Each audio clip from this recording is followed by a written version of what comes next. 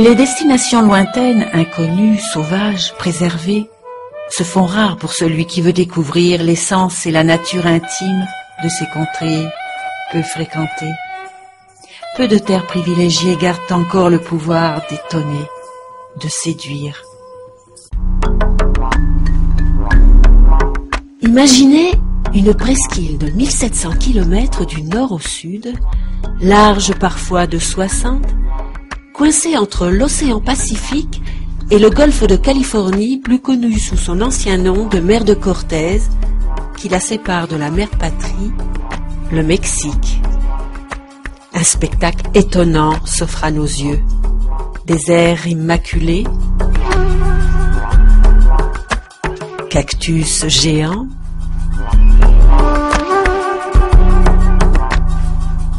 sierras majestueuses et nombre de sanctuaires marins abritant cétacés et dauphins.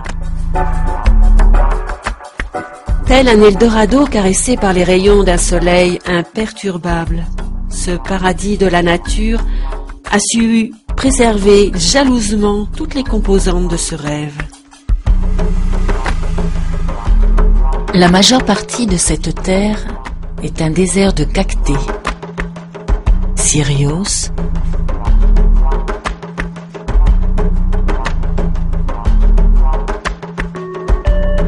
Cactus cardaire,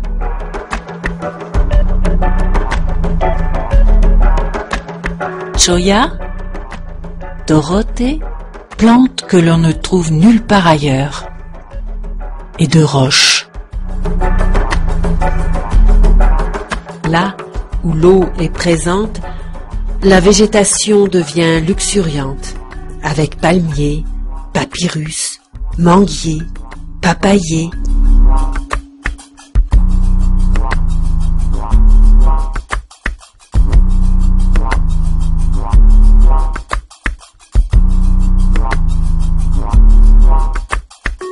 De nombreux kilomètres de la côte ouest sont bordés d'une mangrove dense, abritant une faune très variée.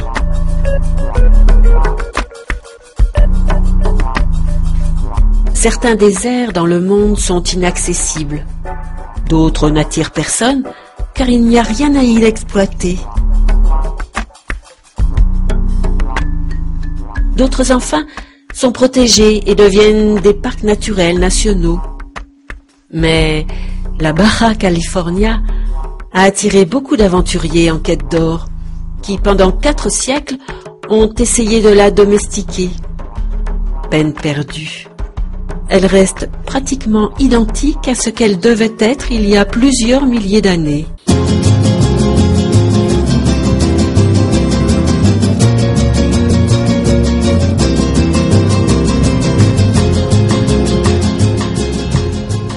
Aujourd'hui, 2 régions connaissent un essor touristique. L'extrême nord, avec les villes frontières, et l'extrême sud, à la jonction de la mer de Cortés et de l'océan Pacifique. Au nord, Tijuana pourrait être une ville imaginaire. Lorsque l'on contemple cette bourgade provinciale, on est frappé par ce mur fragile qui, à 2 pas de San Diego en Californie, la sépare de l'American Dream. C'est en fait une métropole bruyante, tentaculaire. Tijuana ne dort jamais. Mexicali, capitale de cette partie nord de la Baja,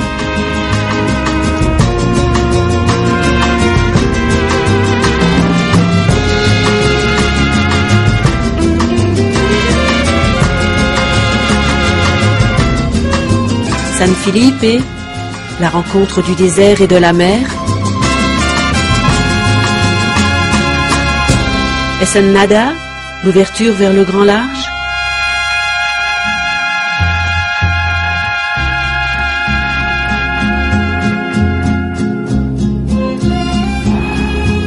Puis au sud, Loreto, capitale historique des Californies.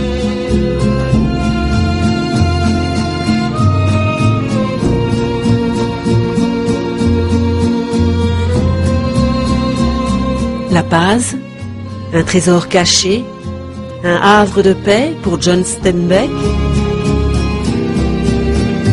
Et le Cabo San Lucas, la rencontre du Pacifique et de la mer de Cortés.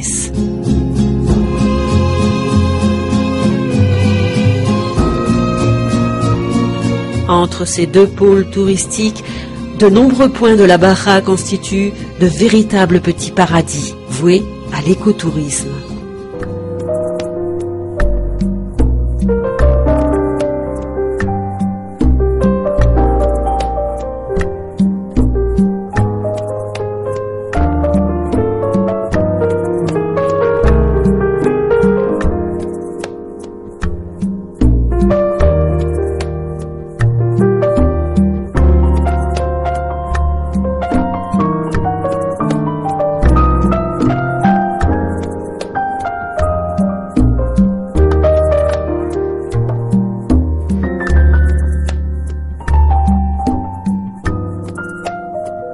Hormis quelques descendants de tribus locales qui subsistent dans les montagnes de l'extrême nord, environ 1500, la population de la Baja est issue de nombreux États mexicains. On compte aujourd'hui 3 500 000 habitants dans le nord de la Baja, tandis que la population du sud dépasse tout juste les 500 000 habitants. Plus on descend vers le sud, plus les stigmates de la culture américaine se font rares, laissant la nature et l'identité culturelle reprendre leurs droits.